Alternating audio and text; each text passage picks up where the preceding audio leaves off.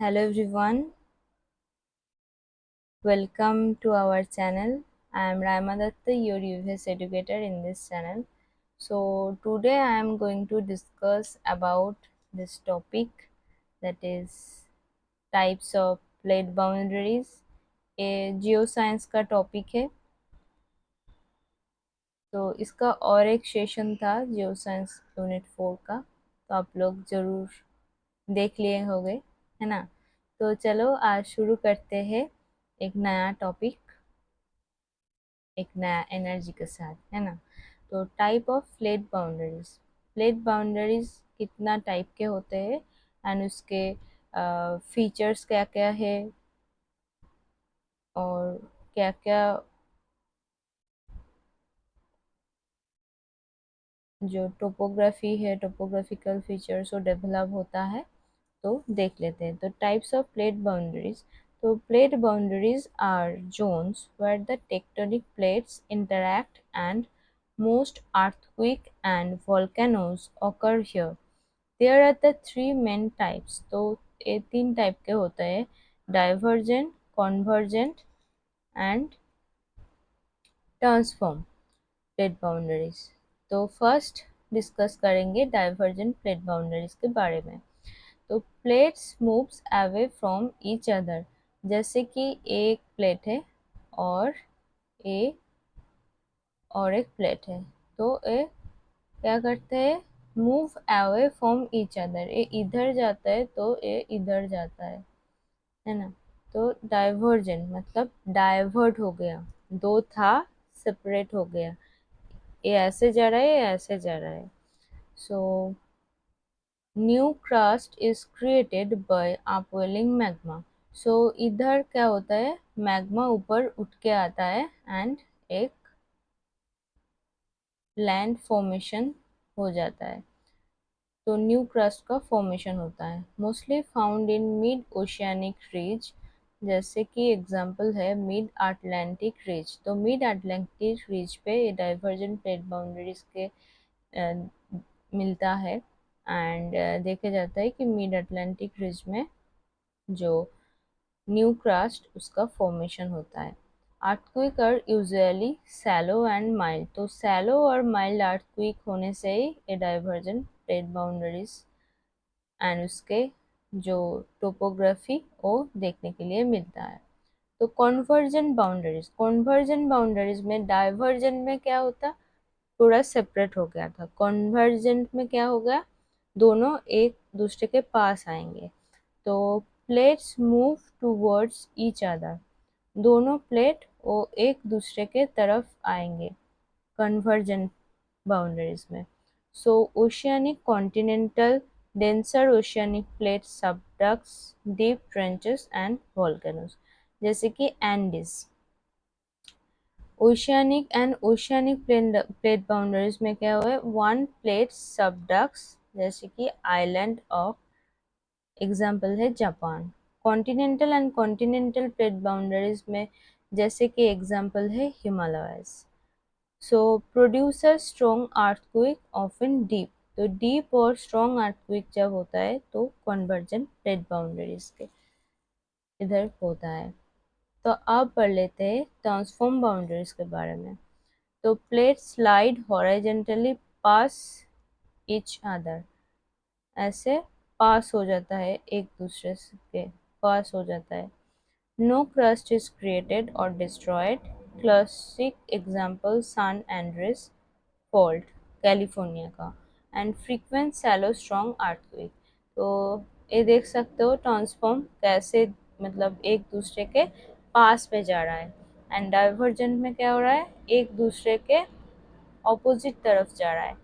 Conversion में एक दूसरे के तरफ जा रहा है, तो एक प्लेट ऊपर एक प्लेट नीचे, एक ऊपर एक नीचे हो जाता है। तो ये था टाइप्स ऑफ बाउंड्रीज के बारे में।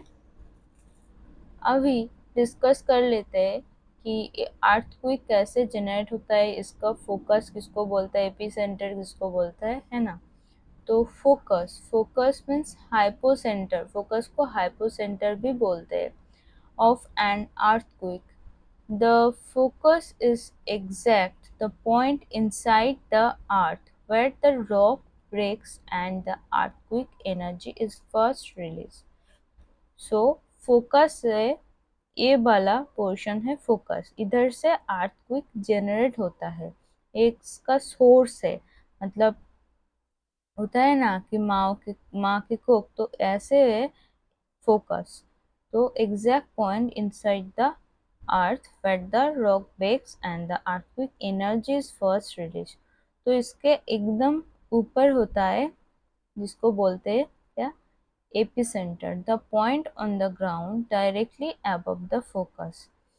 सो फोकस का it can be shallow, shallow होता है जैसे कि लेस देन 70 किलोमीटर को बोलते हैं सैलो, इंटरमीडिएट होता है 70 to 300 kilometre and deep greater than 300 kilometer. So energy radiates outward as the seismic wave from this point. Epicenter क्या है, exactly the point of the ground directly above the focus. So a epicenter, the epicenter is the point on the earth's surface directly above this focus. It is the location usually reported in the news and where the shaking is often strongest. Scientists locate the epicenter using data from multiple seismograph stations. तो epicentre के ये जो data है इसको use करते हैं scientist लोग कि कितना डिस्ट्रक्टिव है, कितना मैग्नीट्यूड का आया है, ये सब देखते हैं, है ना। तो फोकस मतलब याद रखना जहाँ से अर्थक्वेक जनरेट होता है एंड इसका ठीक ऊपर मीन्स परपेंडिकुलर, आप लोग देख सकते हो 90 डिग्री एंगल बना रहे हैं, तो परपेंडिकुलर में होता है एपिसेंटर एकदम ऊपर।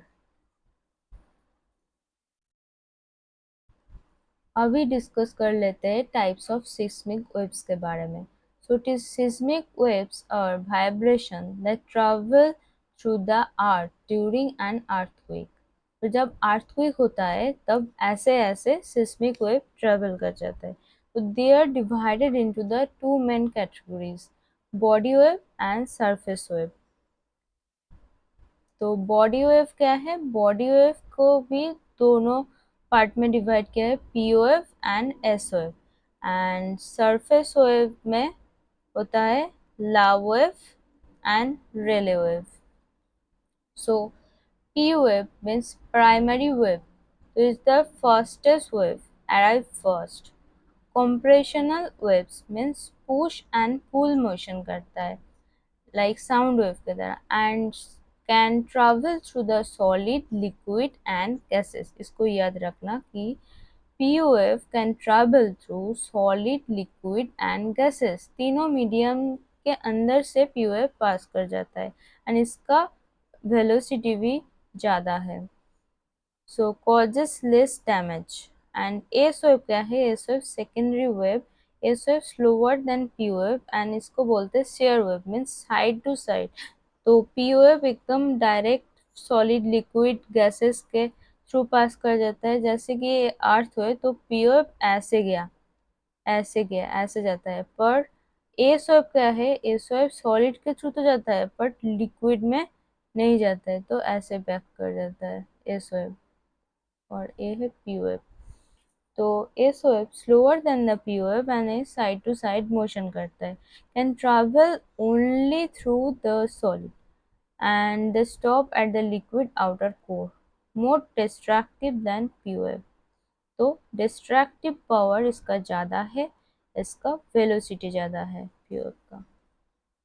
तो अभी इधर देख सकते हो कि पी वेव कैसे जा रहा है, कॉम्प्रेशन एक्सपेंशन के जैसे, मतलब push and pull motion. And S wave जा रहा है ऐसे ऐसे ऐसे ऐसे, मतलब साइड टू साइड मोशन करके जा रहा है एंड ये ओनली सॉलिड के थ्रू ही पास कर पाता है। देन अभी डिस्कस कर लेते हैं लाव वेव एंड रेले वेव।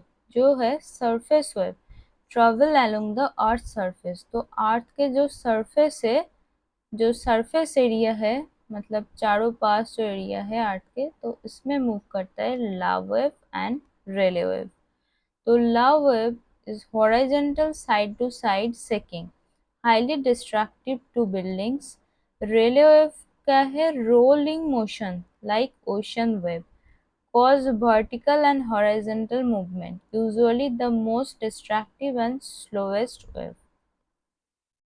तो Love wave side to side motion करता है, destructive, and Rayleigh wave roll on motion करता है, ऐसे ऐसे रोल ऑन मोशन कर जाता है, and is the vertical and horizontal movement, vertically and horizontally. So usually the most destructive and slowest wave. तो अकॉर्डिंग टू वेलोसिटी क्या है? PSLR, मतलब primary wave, then secondary, then Love wave, then Rayleigh wave. तो velocity किसके ज़्यादा है? P wave के ज़्यादा है, then S wave, then L wave, then R wave. और डिस्ट्रैक्टिंग पावर पूछ ले तो क्या है? डिस्ट्रैक्टिव सबसे ज़्यादा डिस्ट्रैक्टिव है R wave, then L, then S, then P wave. याद रहेगा, ये इम्पॉर्टेंट है तो इसको ज़रूर याद रख लेना। अब हम लोग डिस्कस कर लेते हैं मेजरमेंट ऑफ अर्थक्वेक। अर्थक्वेक को कैसे मापे जा सकते हैं, कौन कौन स्केल है? तो रिक्टर स्केल है और एक है मर्करी स्केल। तो earthquake are measured mainly by their magnitude, size and release at the source and intensity. So magnitude के हिसाब से रिक्टर स्केल एंड इंटेंसिटी के हिसाब से मर्करी स्केल में इसको मेजर कर सकते हैं।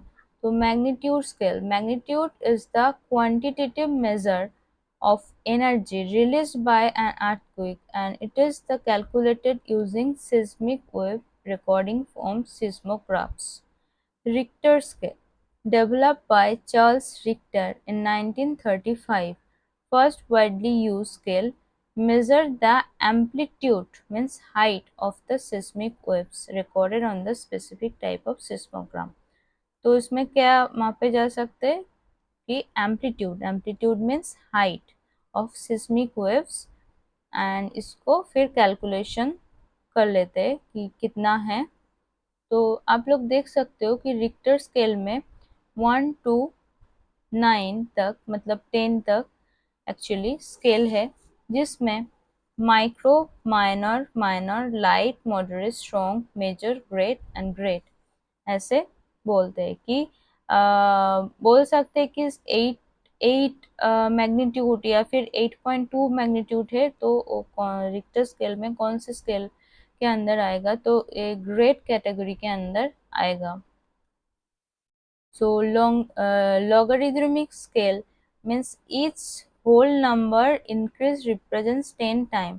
और एक बात है कि एक स्केल से आप दूसरे स्केल में जब जाओगे, मतलब 1 मैग्नीट्यूड 2 मैग्नीट्यूड, तो इसके अंतर होगा क्या? 10 टाइम्स, 10 नहीं है, 10 टाइम्स है।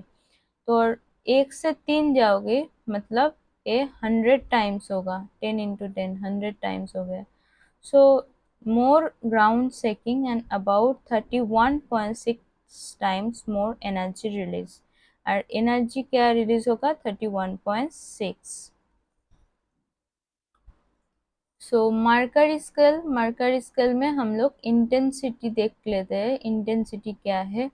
इंटेंसिटी स्केल बोलते हैं मर्करी स्केल को, use to measure the effects of an earthquake at a particular location rather than the total energy release, which is measured by magnitude, based on observed damage, human sensations, effects on objects and nature।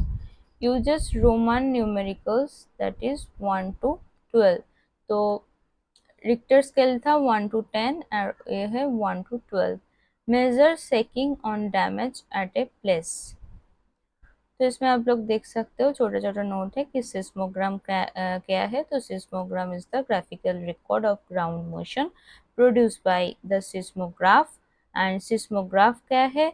Is seismograph also called the seismometer is the sensitive scientific instrument used to detect, measure and record the vibration caused by the earthquake and the other seismic events। So that's all for today। Videos को share करना ज़्यादा से ज़्यादा लोगों के साथ, and like कर देना। एंड कोई क्वेश्चंस है तो ज़रूर कमेंट बॉक्स में बता देना। That's all for today. Thank you. Bye bye. Take care.